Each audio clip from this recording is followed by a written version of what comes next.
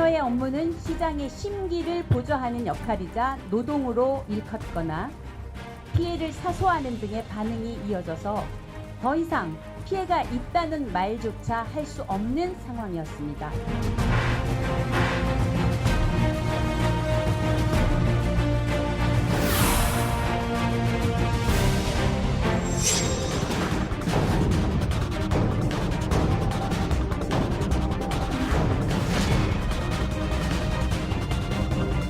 귀국 후에는 지역사회 감염을 막기 위해 귀국자 전원에 대해 검사를 실시하고 별도의 시설에서 2주간 생활하도록 할 계획입니다.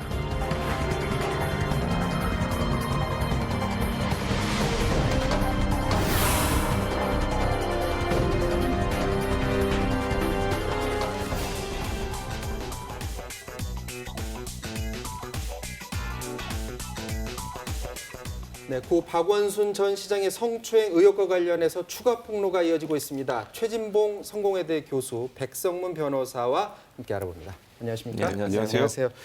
자, 박원순 전 서울시장의 성추행 의혹 관련 폭로가 있었는데 어제 피해자 지원 성폭력 상담소 그리고 여성의 전화 이쪽에서 비서의 업무 관련해서 공개를 했습니다. 근데 그 공개된 내용 중에 많은 사람들이 깜짝 놀란 게 속옷 챙기기 관련해서도 이런 업무를 지시했다는 거죠. 그러니까요. 그건 좀 이해가 안 되는 내용인데요. 뭐 이런 얘기가 있었으면 지금 말씀하신 것처럼 여러 가지가 있는데 그건 좀 나중에 말씀드리면 이렇게 말씀드리죠. 여성 비서가 오면요. 마라톤 네. 기록이 더 잘 나온다고 마라톤 하는 날 주말 새벽 출근을 요구했다는 것이고 네. 그다음에 이제 혈압을 아침 저녁으로 이제 재셨나 봐요. 건강 체크를 위해서. 네. 근데 이 비서가 본인은 가족이나 아니면 의료진이 했으면 좋겠다고 얘기했음에도 불구하고 이건 물론 여성 단체의 주장입니다. 그랬음에도 불구하고 이제 비서한테 시켰다고 하면서 자기 즉 피해자가 재면 내가 혈압이 높게 나와서 기록이 안 좋아 이런 성희롱적 발언을 했다는 것이 지금 피해자 측을 지원하는 단체의 주장이고요. 네. 또 낮잠을 이제 여성 비서가 깨워야 되는데 기분 나쁘지 않게 하기 위해서 그렇게 했다라고 지금 주장을 하고 있고 또 운동 얘기 아까 말씀하신 건데요. 시장이 운동을 마치는데 속옷을 가져다 주고 운동을 마치고 이제 샤워를 하러 들어가면 그 전에 속옷을 가져다 주고 그 다음에 속옷과 운동복을 벗어놓으면 그걸 봉투에 담아서 집으로 보냈다. 벗어놓고 그 벗어놓은 걸 여성이 그랬다는 거죠. 다 챙겼다는 예, 거죠. 그렇게 지금 얘기를 하고 있어요. 물론 제가 아까도 말씀드린 이거는 이제 그 단체의 주장입니다만 주장이죠. 그런데 이게 사실이라고 하면 좀 이해는 안 돼요. 첫째, 뭐 운동복 자기가 예를 들면 샤워하기 전에 속옷 갖고 들어갈 수 있잖아요. 또 그리고 하고 나서 본인이 봉투에다 집에 가져갈 수도 있는 거고 충분히 네. 할 수 있는 일인데 이걸 비서한테 시켰다는 건 좀 이해가 안 되고 혈압 체크 같은 경우도 사실은 그 서울 시내 보건 담당하는 직원이 분명히 있을 겁니다. 네. 이런 분이 와서 하면 되는데 꼭 비서한테 시켰다고 하면 이게 사실이라는 전자에 말씀드리면 좀 부적절한 모습이라고 얘기할 수밖에 없는 상황이라는 생각이 듭니다. 자, 이 부분에 대해서 왜 도움 요청 안 했냐라고 얘기하는 분들이 있는데 도움 요청을 했다라는 게 바로 피해자 측 주장이고요. 또 하나 거부를 왜 안 했냐라는 주장이 있는데 그 부분에 있어서는 그 상황에서 그게 굉장히 힘들었다라는 게 피해자 측 그리고 도와주는 단체에서의 얘기입니다. 피해 지원 단체의 입장 한번 들어보도록 하겠습니다. 피해자는 서울시 내부에 도움을 요청했으나 시장은 그럴 사람이 아니라며 시장의 단순한 실수로 받아들이라고 하거나 비서의 업무는 시장의 심기를 보좌하는 역할이자 노동으로 일컫거나 피해를 사소하는 등의 반응이 이어져서 더 이상 피해가 있다는 말조차 할 수 없는 상황이었습니다. 자, 이들의 주장이 맞다면 네. 법적으로는 문제 없네 저런 업무 시키는 거냐? 사실 문제가 될 소지가 있죠. 그러니까 사실 성희롱만 가지고 놓고 보면 네. 일단 성인에 대한 성희롱을 법적으로 처벌하는 규정은 없습니다. 네. 그런데 일단은 지금 그런 일들을 본인이 원하지 않았는데 형법에 보면 의무 없는 일을 강요하는 경우 형법상 강요죄에 해당할 수도 있는 거고요. 네. 그리고 이 피해 여성이 일단 처음에 이제 비서 업무를 하다가 이제 이런 문제들이 생기면서 승진을 하게 되면 이제 다른 부서로 가는 게 원칙이다라고 해서 옮기려고 했었는데 네. 그 당시에 이제 박 시장이 이렇게 얘기를 했다고 합니다. 비서실엔 해당 없다. 그리고 2016년 1월부터 매 반기별 인사이동을 요청했지만 전혀 받아들여지지 않았고요. 네. 그리고 마지막에 또 비서실로 가야 될 상황이 됐을 때 뭐 성적 스캔들에 관련된 얘기를 하면서 그런 문제들 좀 있을 수 있으니까 네. 좀 재고해달라고 했지만 그 요청도 묵살됐다고 하거든요. 네. 근데 이 부분은 사실 이런 문제 제기를 할 때 일반 회사에서는 최근에 이제 직장 내 괴롭힘 문제 근로기준법에 들어가지 않았습니까? 네. 근데 이게 공무원 사에서 이런 문제가 있을 때 지금 이런 인사 담당자나 이 내용을 알고 있는 분들은 이 서울시에 근무하는 분들은 어떻게 해야 될까요? 이 여성을 다른 곳으로 보내주거나 이 피해 사실을 적절 알리거나 대응을 시켜줘야 되는데 일절 아무것도 하지 않았죠. 네. 이제 이렇다면 이건 직무유기에 해당할 수도 있는 그런 사안입니다. 그 부분에 대해서 이제 더 네. 조사가 네, 이루어져 맞습니다. 봐야 알 수는 있습니다만, 자 이제 성적 문제 관련해서 이제 업무를 거절하면 통상 이제 업체 일반 기업들은 그걸 조사를 한다고 네, 그렇죠. 하는데 예.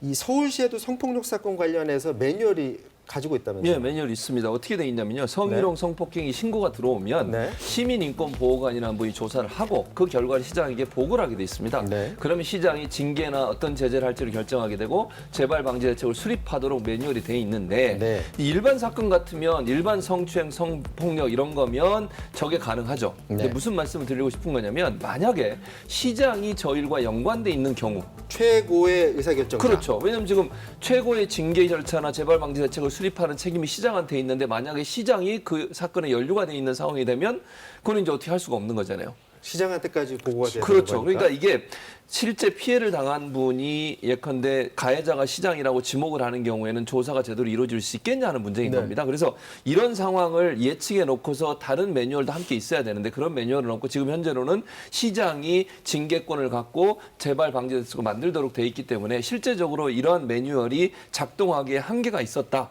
라고 하는 것이 여성단체 주장입니다. 이 매뉴얼 자체를 만들 때는 아마 거기까지 생각을 안 못했었던 것 했었겠죠. 같고요. 네, 맞습니다. 제 생각에는 아마 많은 기업들도 여기까지는 생각 못하고 자체 매뉴얼을 만들지 않았을까라는 예. 하는 그런 부분도 의문이 들긴 합니다. 그런데 이번 박원순 시장 이 건과 별도로 해서 예. 서울시청 안에서 다른 성추행 의혹 관련해서 문제제기가 여러 건 있었다면서요? 예, 그렇습니다. 그게 이제 이번에 어제 또 밝혔는데요. 네. 밝힌 내용들 보면 이렇습니다. 주로 회식할 때 노래방에 가서 허리를 손으로 감싸거나 어깨 동무를 하는 행위를 하는 경우, 네. 그리고 술에 취한 척하면서 이제 의사의 반응에 뽀뽀를 하는 경우, 또 택시 안에서 집에 데려다 주겠다고 하면서 일방적으로 뭐 키스를 하거나 아니면 추행을 하는 경우가 있다고 하고요. 네. 바닥을 짚는 척하면서 다리를 만지는 행위들이 일어났다고 합니다. 이런 네. 일들이 그럼 한 건이 아니고 여러 건이지 않습니까? 네. 그러니까 서울시에 근무하는 분들이 이런 행동을 했다고 주장을 하고 제가 또 주장이란 말씀 드립니다만 이 시민사회단체 주장에 따르면 이런 여러 가지의 성희롱 또는 성추행에 관련된 내용들이 서울시에서 비일비재하게 이루어지고 있었다고 하는 것이 지금 주장이기 때문에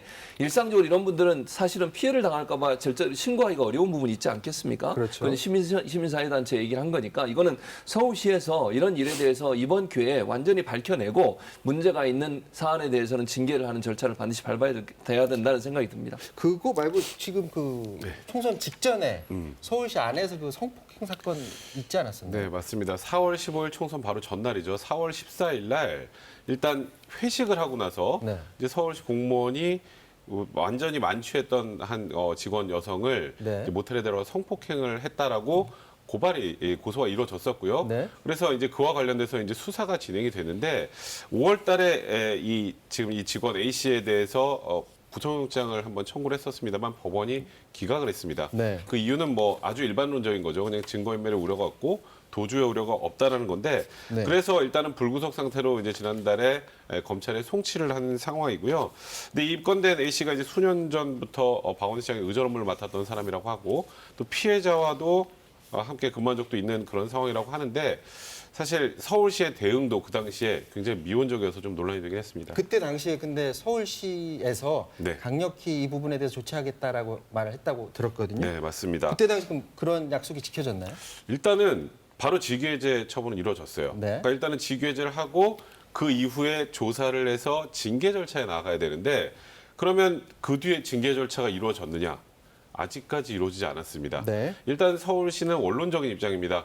이게 워낙 사안이 중대한 사안이고 그래서 뭐 어쨌건 검찰과 경찰의 결과가 검찰과 그다음에 법원의 결과가 나오고 나서 그에 따라서 이제 징계를 결정한다고 하지만 사실 뭐 예를 들어서 지금까지 뭐 성폭력과 관련돼서 이런 문제가 발생하면 원스타일 가옥 제도를 도입하겠다는 얘기까지 했었던 서울시 입장에서 본다면 이건 사실 굉장히 미온적인 대응이라고 볼 수밖에 없는 그런 상황이죠.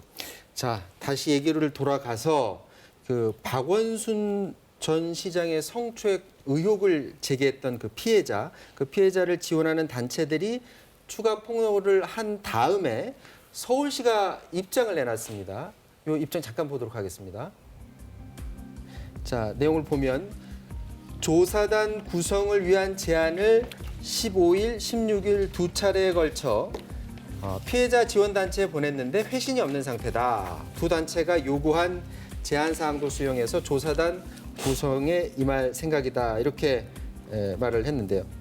이때 이제 그 피해자를 지원할 그 여성 단체는 사실 조사단에 참여하는 걸 지금 거절해 놓은 그런 상태인데, 그런데 문제는 이제 추가 폭로를 했잖아요. 추가 폭로를 했는데 여기에 대해서는 서울시가 거기에 대한 답을 지금 아직까지 안 하고 있죠. 네, 지금까지 안 하고 있습니다. 추가 폭로에 대한 내용은 얘기하지 않고 있고요. 이제 조사단을 꾸려서 조사를 하겠다고만 얘기를 하고 있고, 공식적인 라인을 통해서 피해를 호소하시는 분이 네. 공적인 라인을 통해서 문제를 제기한 건 없다. 이렇게만 얘기를 하고 있어서 네. 지금 말씀하신 부분에 대해서 서울시가 어쨌든 입장을 좀 내야 되는 상황이다. 왜냐하면 좀 구체적으로 어떤 대책을 세울지, 그리고 이제 서울시는 민간 합동 조사단을 꾸려서 운영하기로 했고, 그 조사단에 지금 피해자를 지원하고 있는 단체도 들어와 달라고 요청을 2번이나 했거든요. 거기서 네. 근데 거절을 했어요. 그리고 우리가 주도적으로 참여할 수 있는 조사단을 꾸리자고 얘기를 했는데, 거기에 대해서 서울시는 아직까지 반응을 내놓지 않고 있는데, 이 부분에서 좀 더 서울시가 전향적으로 어떤 태도를 취할지를 좀 밝히는 게 필요하지 않겠나는 생각이 듭니다. 지금 조사단은 지금 아직 제대로 꾸려지지를 않고 있고, 네. 그럼 이제 경찰이나 검찰은 어떻게 할지 이 부분도 관심인데, 통신영장 관련해서는 이게 영장이 오늘 보니까 기각이 됐어요. 네. 이게 성추행 관련한 영장은 이게 아니죠. 사망 그렇죠. 관련만 네, 하는 맞습니다. 거고.